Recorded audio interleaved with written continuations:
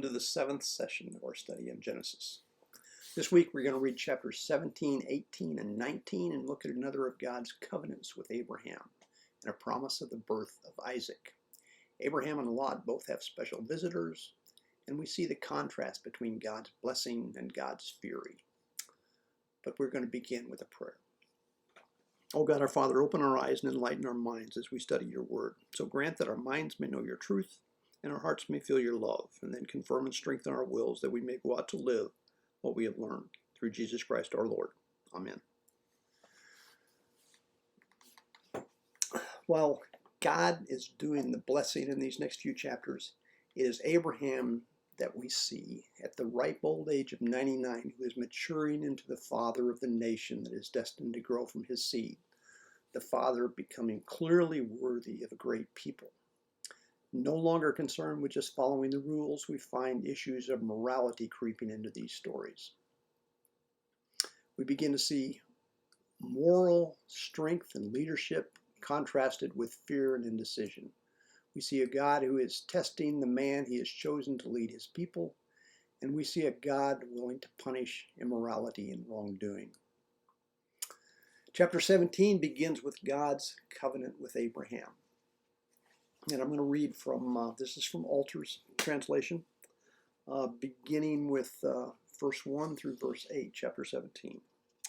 And Abram was 99 years old, and the Lord appeared to Abram and said to him, I am El Shaddai, walk in my presence and be blameless, and I will grant my covenant between me and you, and I will multiply you very greatly. And Abram flung himself on his face, and God spoke to him, saying, As for me, this is my covenant with you, and you shall be father to a multitude of nations. And no longer shall your name be called Abram, but your name shall be called Abraham. For I have made you father to a multitude of nations, and I will make you most abundantly fruitful, and turn you into nations, and kings shall come forth from you. And I will establish my covenant between me and you and your seed after you through their generations, as an everlasting covenant to be God to you and to your seed after you. And I will give unto you and your seed after you the land in which you sojourn, the whole land of Canaan, as an everlasting holding, and I will be their God. So the Lord begins by announcing himself as El Shaddai. El, as we've talked about previously, means God.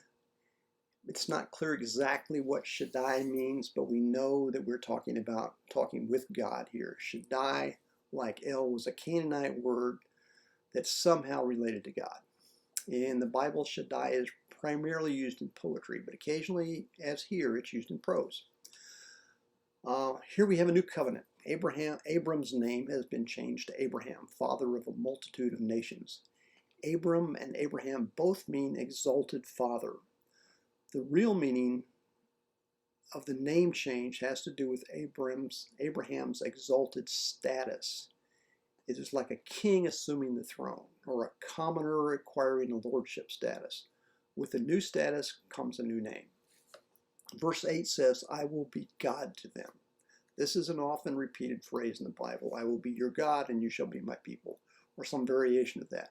We have God making sure everyone knows their place in this universe. The covenant in this chapter is divided into 3 sections. The first one being the one we just read, God's promise of progeny and land. We've heard this promise before. As you know, when Abraham hears this, he's thinking, right, all these years I've heard promises, and so far I have one half Egyptian son and no land. But we go on. Verse 9 through 14.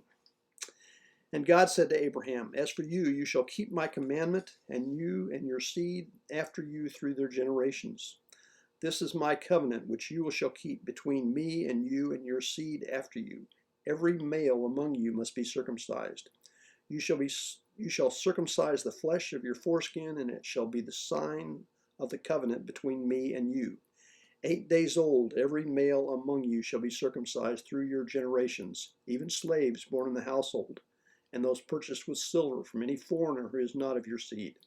Those born in your household and those purchased with silver must be circumcised, and my covenant in your flesh shall be an everlasting covenant. And a male with a foreskin who has not circumcised the flesh of his foreskin, that person shall be cut off from his folk. My covenant he has broken.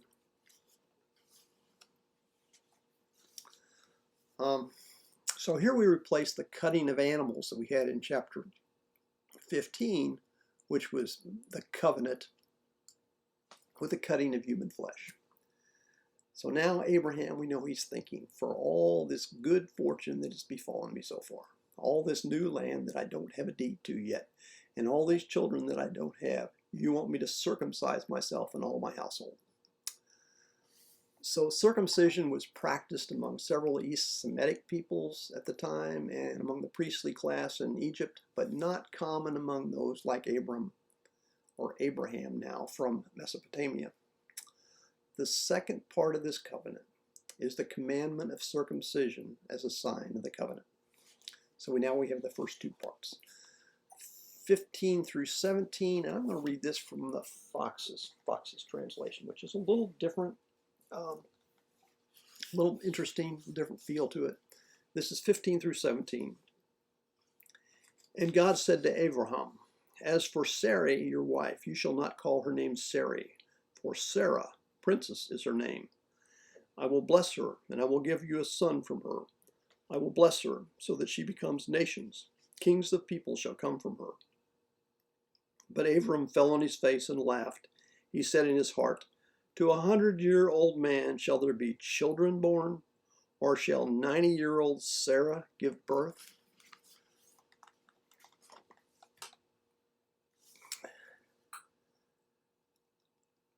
Both versions of Sarah or Sarai mean princess. It doesn't matter which one you use, but it's a change in name. Sarah is the only woman in the Bible to have her name changed by God. But the main point here is that Sarah will share the blessings of God. She's not merely the biological means for fulfilling God's promise to Abraham. She is part of the promise. So this then is the third part of the covenant, God's promise of Sarah's maternity. In verse 17, referring to Abraham, it says, and he laughed. The Hebrew verb for laughed is pronounced yitzhak, which is also the Hebrew for Isaac. So is God just playing a cruel joke on Abraham? Abraham would certainly be content to have Ishmael carry on his line with God's blessing. But that's not to be. Let's go on. This is also from Fox again. We're going to do 18 through 22. Abraham said to God, if only Ishmael might live in your presence. God said, nevertheless, Sarah your wife is to bear you a son. You shall call his name Yitzhak. He laughs. I will establish my covenant with him as a covenant for the ages, for his seed after him. And as for Ishmael, I hearken to you. I hear you. Here I will make him blessed. I will make him bear fruit. I will make him many exceedingly, exceedingly. He will beget 12 tribal leaders, and I will make a great nation of him. But my covenant I will establish with Yitzhak, whom Sarah will bear to you at this set time another year hence. When he had finished speaking with Abraham, God went up from beside Abraham.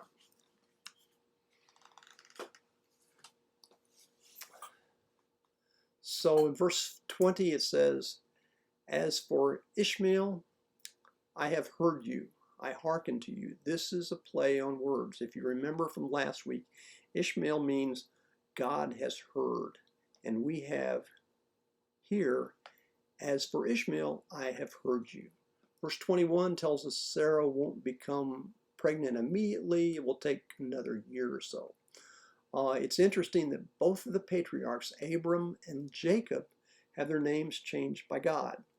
Jacob, if you remember, becomes Israel. But Isaac does not. Why not? Well, because God gave him his name to begin with. Didn't need to change it. 23 through 27, and this is through the end of the chapter, and I'm back with reading from Robert Alter again. Verse 23. And Abraham took Ishmael his son, and all the slaves born in his household, and those purchased with silver, every male among the people of Abraham's household. And he circumcised the flesh of their foreskin on that very day, as God had spoken to him. And Abraham was 99 years old when the flesh of his foreskin was circumcised. And Ishmael was 13 years old when the flesh of his foreskin was circumcised. On that very day Abraham was circumcised, and Ishmael his son, and all the men of his household, those born in the household and those purchased with silver from the foreigners, were circumcised with him. So it's been 13 years since Ishmael, Abraham's son, was born. Abraham is 99 years old and Sarah is 90. He still owns no land, and he and Sarah have no son of their own. Now he has become very wealthy, but the promises have all been about land and progeny. In spite of all the evidence to the contrary, he says, okay, we'll do the circumcision thing. And they do it. So is this faith or stupidity? Abraham doesn't know, but he goes ahead with it. The issue here is the covenant. Circumcision is a sign of the covenant with God. This is a kind of a test. Abraham has to do certain things to merit this covenant. This story of the covenant in many ways parallels that in chapter 15 that we read in the last session. But why two versions of the same story? Well, you already know the first one. It should be obvious the stories come from two different sources. The source for chapter 17, the one we just read, seems to be from the P source, the priestly source. The chapter 15 version generally is considered to be from the J source, but in some ways it looks like it might be a combination of multiple sources. It includes a confusing sequence of events. Remember, God took Abram out into the night and showed him the stars.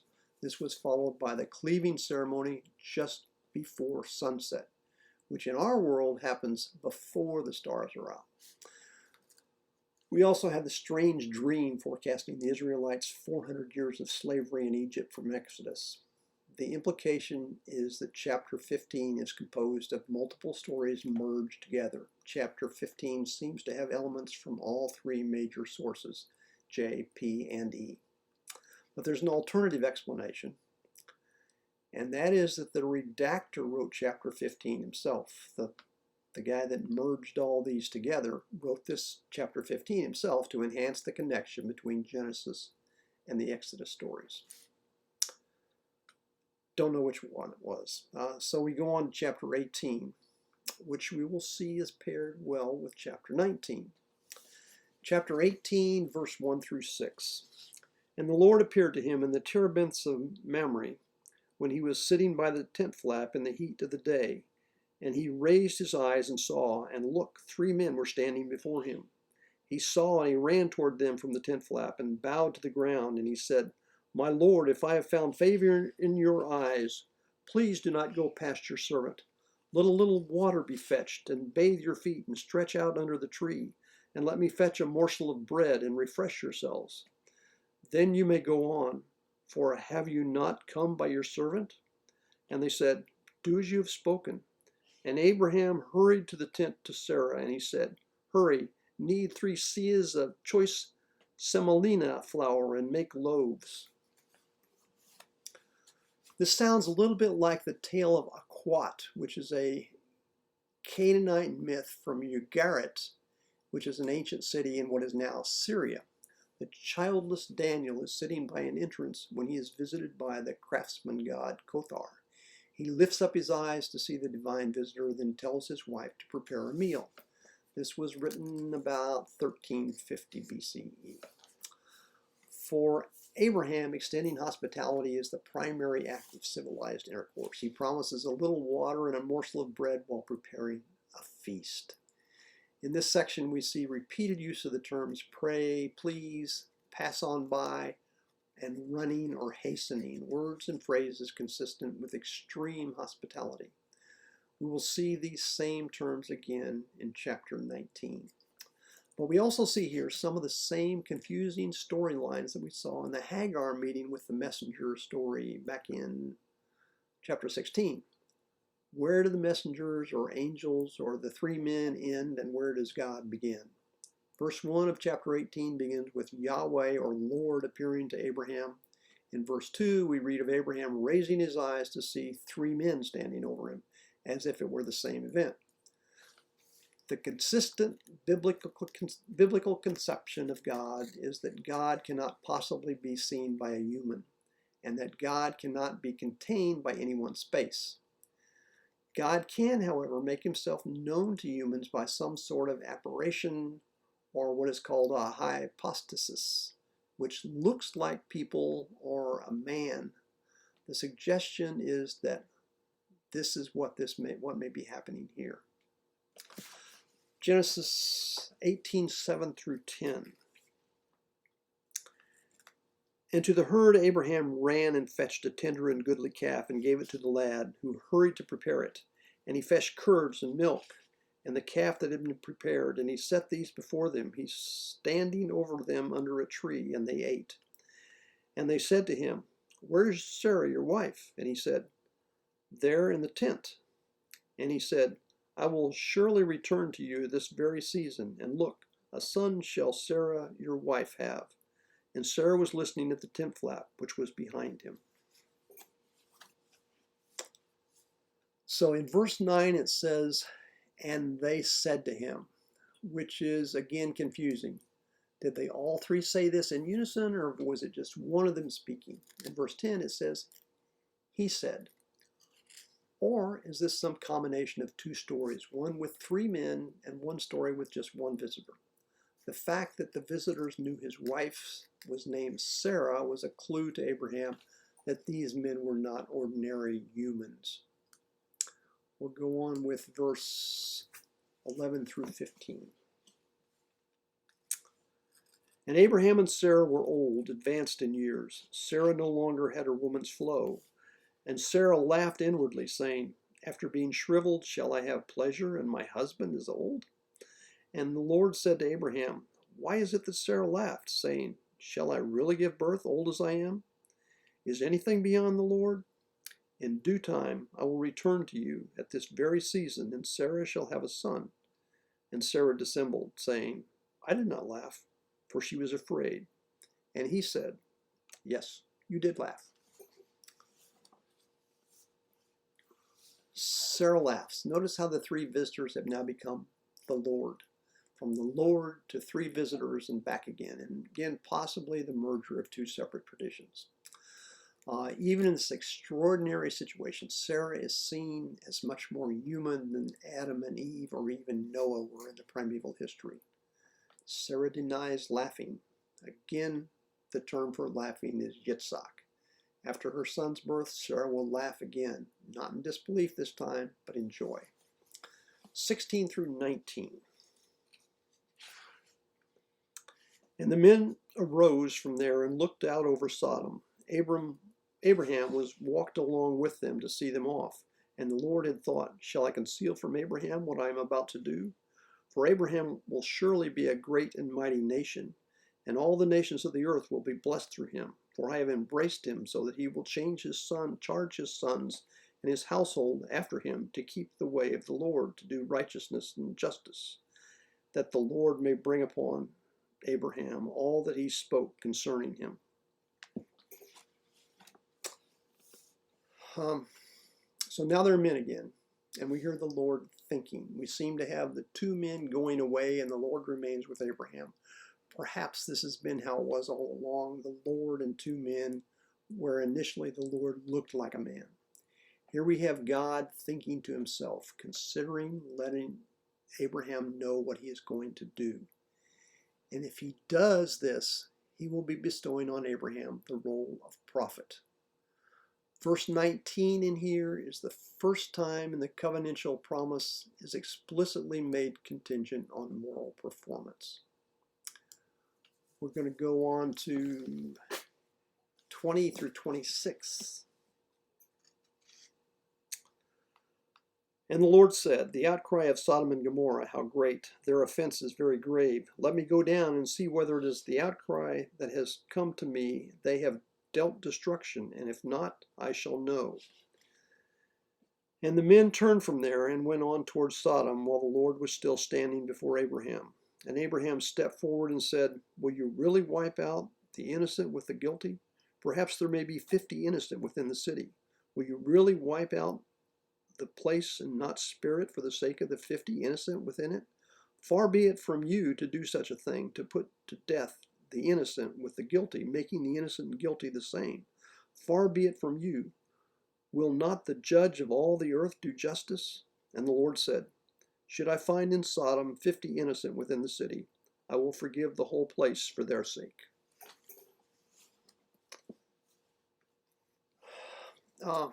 In verse 21 it says, the Lord says, let me go down, as in go down from on high, not as in go down south to Houston. In verse 22 it talks about while the Lord was still standing before Abraham. Masoretic text has Abraham standing before the Lord, but this is clearly a scribal euphemism. Masoretic scribes changed it from the Lord standing before Abraham to Abraham standing before the Lord, probably because they were uncomfortable with the Lord doing the standing. But Abraham makes a plea for mercy for the innocent of Sodom here. This is the first time in the Bible that a human questions a divine decision. And we'll go on with 27 through 33. And Abraham spoke up and said, here, pray, I have presumed to speak to my Lord when I am but dust and ashes. Perhaps the 50 innocent will lack 5. Would you destroy the whole city for the 5? And he said, I will not destroy it if I find there 45. And he spoke to him still again, and he said, perhaps there will be found 40. And he said, I will not do it on account of the 40. And he said, please let not my Lord be incensed, and let me speak. Perhaps there will be found 30. And he said, I will not do it if I find there 30. And he said, here, pray, I have presumed to speak to my Lord. Perhaps there will be found 20. And he said, I will not destroy for the sake of the 20.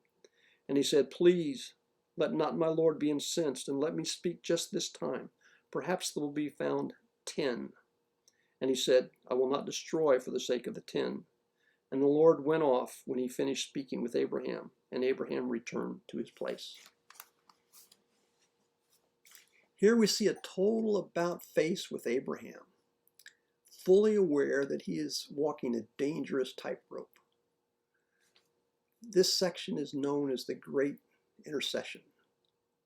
Previously, Abraham is over the top in hospitality, extremely subservient, while the 3 visitors are impassive and terse.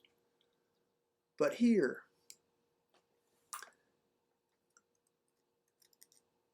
he's reminding the judge of all the earth of his responsibility for justice. But we also notice that Abraham has employed a whole range of rhetorical devices for expressing self-abasement before a powerful figure. He grovels, but he still makes his point. He still bargains. While it appears here that Abraham is testing God, it may be exactly the opposite. Perhaps it is God who is testing Abraham. It is here more so than anywhere we have seen so far that Abraham appears to be the worthy father of a great people. At the end of this chapter, the Lord went off while Abraham returns to his place. The formal convention for marking the end of an episode.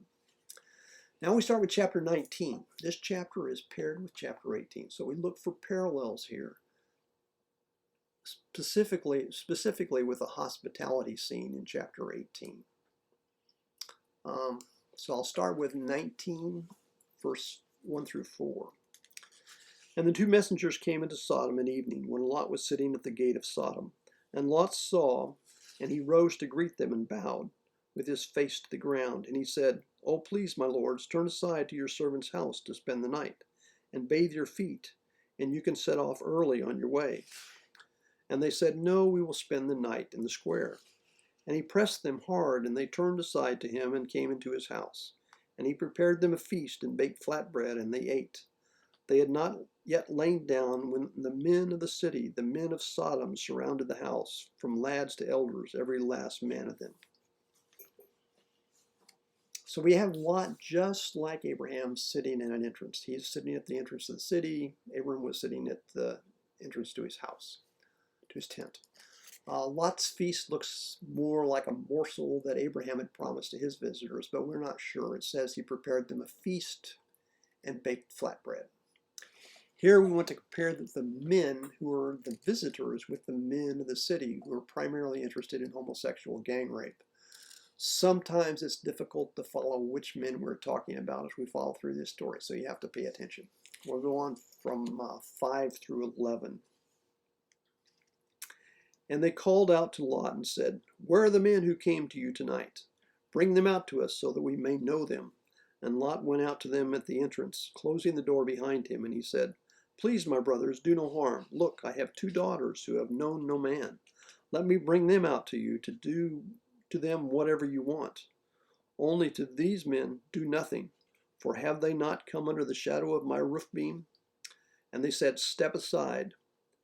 And they said, "This person came as a sojourner, and he sets himself up to judge. Now we'll do more harm to you than to them." And he pressed hard against the man Lot and moved forward to break down the door. And the men reached out their hands and drew Lot to them into the house and closed the door. And the men at the entrance of the house they struck with blinding light, from the smallest to the biggest, and they could not find the entrance. So lots of visitors have apparently hidden or sealed off the entrance to his house. This indicates they're obviously not just normal men. The door entrance is transformed from a place of contact with God to one of confrontation with men. It seems somewhat shocking that Lot would offer his daughters in lieu of his visitors. It seems somewhat of a stretch to claim the sacredness of the host-guest bond took precedence over all other obligations, including the safety of Lot's own daughters. But that is what Lot is saying.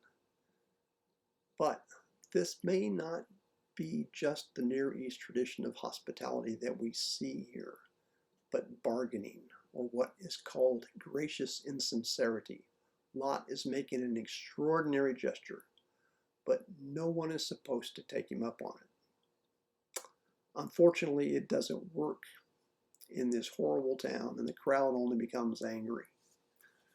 Let's go on with 12 through 15. And the men said to Lot, "Whom do you still have here? Your sons and daughters? And whomever you have in the city, take out of the place. For we are about to destroy this place, because of the outcry against him has grown great before the Lord, and the Lord has sent us to destroy it." And Lot went out and spoke to his sons-in-law who had married his daughters. And he said, "Rise, get out of this place, for the Lord is about to destroy the city." And he seemed to his sons-in-laws to be joking.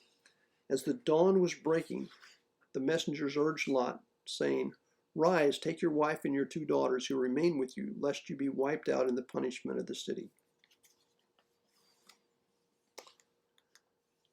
So Lot apparently had other married daughters, but their sons-in-law didn't understand the problem here. They thought he was just joking. So we compare those sons-in-laws who wrongly think that Lot is joking with Sarah, who laughs at the Lord's promise that she might have a son.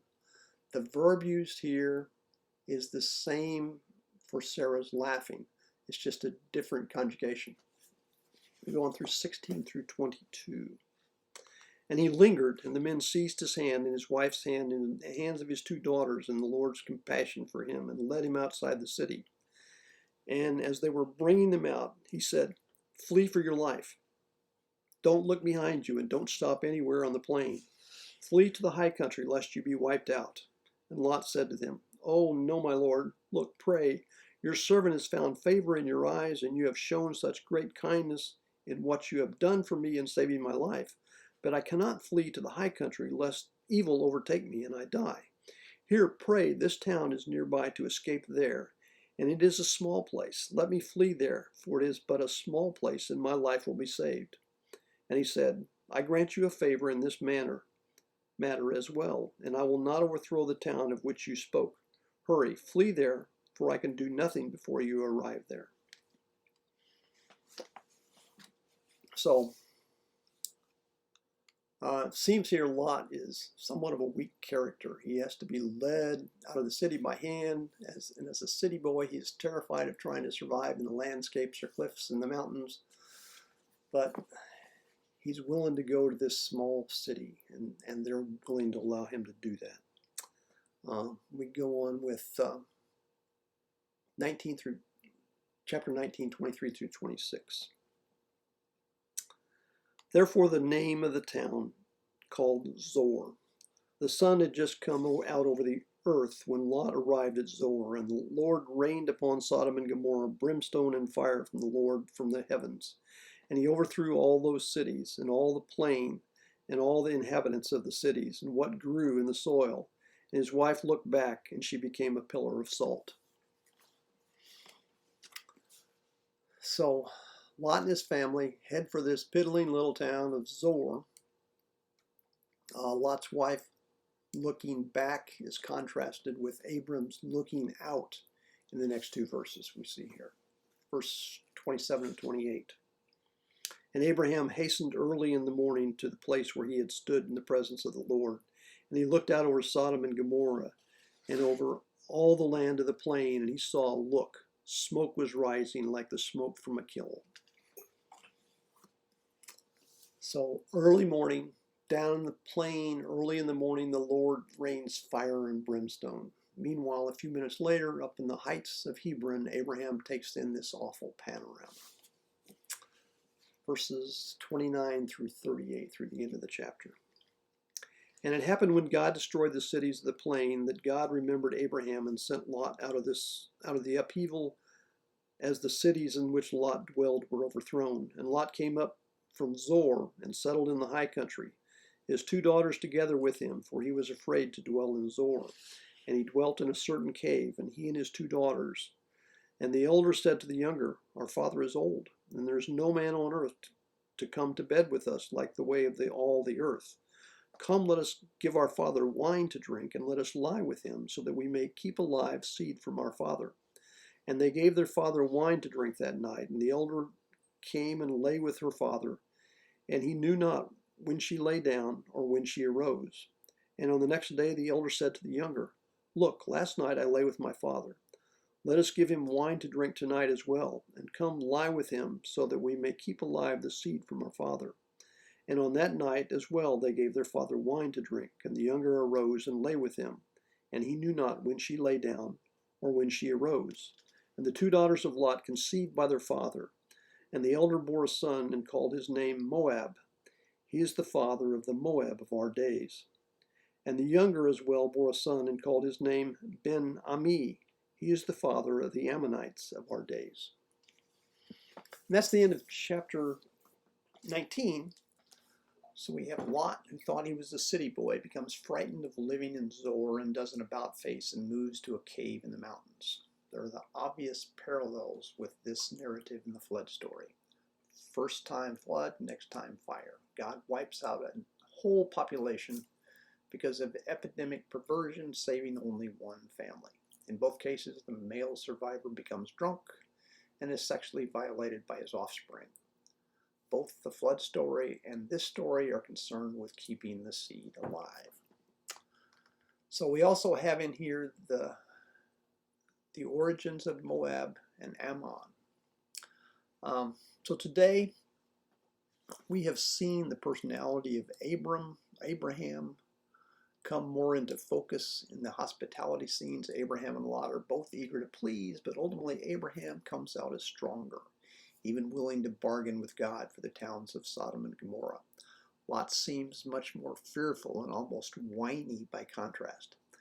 The incestuous scene at the end leads to Lot's legacy, the origin of two of Israel's traditional enemy neighbors, the Moabites and the Ammonites. At the end, also, we have Abraham as a leader, a prophet, and one who's willing to challenge even God. In our next session, we have another wife-sister story. We will take a look at another major source E for Elohim. Sarah gives birth to the promised son, also the binding of Isaac. Abraham acquires some property in Canaan, and there's a search for a wife for Isaac. We will read chapters 20 through 23 next time. Meanwhile, be safe, and I hope to see you Wednesday.